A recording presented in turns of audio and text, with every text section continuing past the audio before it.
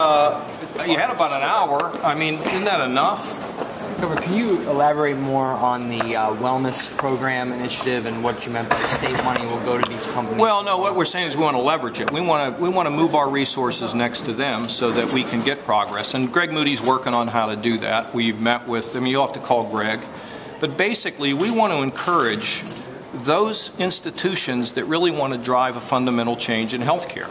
And that is a change reflected in outcome-based medicine, more transparency, and more quality.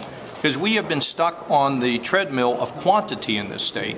So we try to figure out how we can leverage those dollars that we have to support them. I mean, we've given them money. That's not what this is about.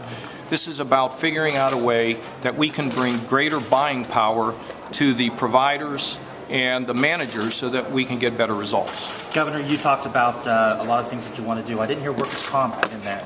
Is that well? We've already done significant workers' comp reform, and we are focusing internally. To get major workers' comp reform, you're going to need both labor and management to sit down.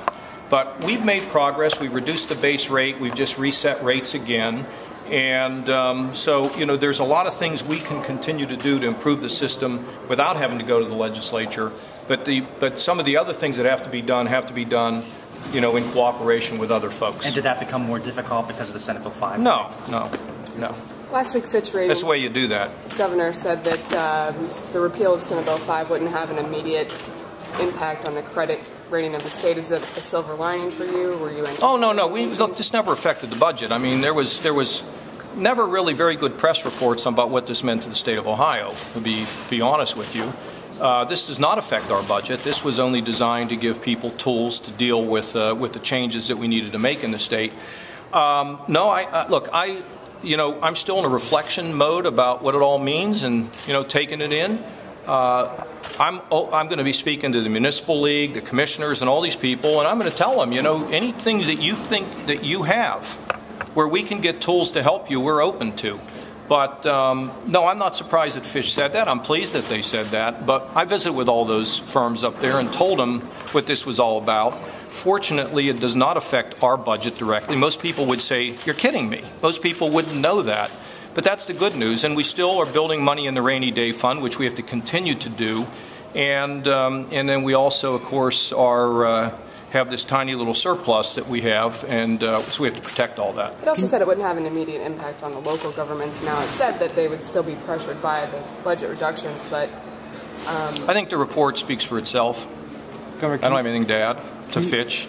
Can you elaborate more on the collateral sanctions program? Yeah, this is something we're going to be doing at the end of November. I've talked to Budish and Cafaro, and we have some selected other members, one Jennifer Bruner involved in this. We need to sit down. Look, this whole business of checking the box, there's a problem here if you commit a felony, and it's a nonviolent felony, right? And you can't re-enter the economic situation. You can't figure out how to get a job in Ohio. I was going to say something, but you'd report it, so I'm not going to say it. I was going to say it sounded like some other politician couldn't figure out how to say word jobs. You have to get you got to get some agreement here in the middle. You're not going to be able to take every felony out there and just change it all. But what Gary Moore wants to do, I'm so excited about this, is to figure out how do we separate the real serious problem from one that we can all look at and say that person ought to be returned to a position of where they have a chance to get a job and strengthen their family. So there's going to be a conference held the end of November, and it's going to deal with this collateral sanctions. This was all early on in the plan.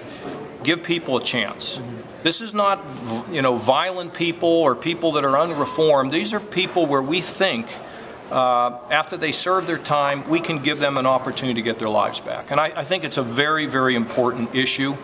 Not an issue that, that you really find politicians talking about much, but you know what? I think it's important. It will help people. One more question. Big jobs day tomorrow, able to talk at all about... Tomorrow I'm going to talk about it, so come on out. Look, we have a lot of things in the queue. I told you, I wasn't kidding you. At 11:30, I met with a guy from Atlanta. We're talking about his company, been working with him. I had a good phone call with a CEO of an insurance company in New York. They're thinking about doing some things significant things in Ohio.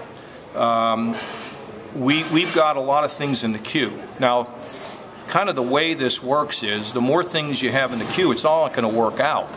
But the more things you have in the queue, the better chance you have of landing things. But tomorrow will be a really good day. It'll be a good day in Toledo. It'll be a really good day. They know where we're going? Yeah. Okay. And a really kind of an unbelievable day in Lorraine with an announcement that I think is going to shock some people. So stay tuned. That's called a preview, so that you pay attention tomorrow. Governor, any thoughts on the effort to put together a right-to-work amendment? No, I don't. I'm in reflection mode, and it's not the time for me to be thinking about those kinds of things now. Okay? Thank you all very much.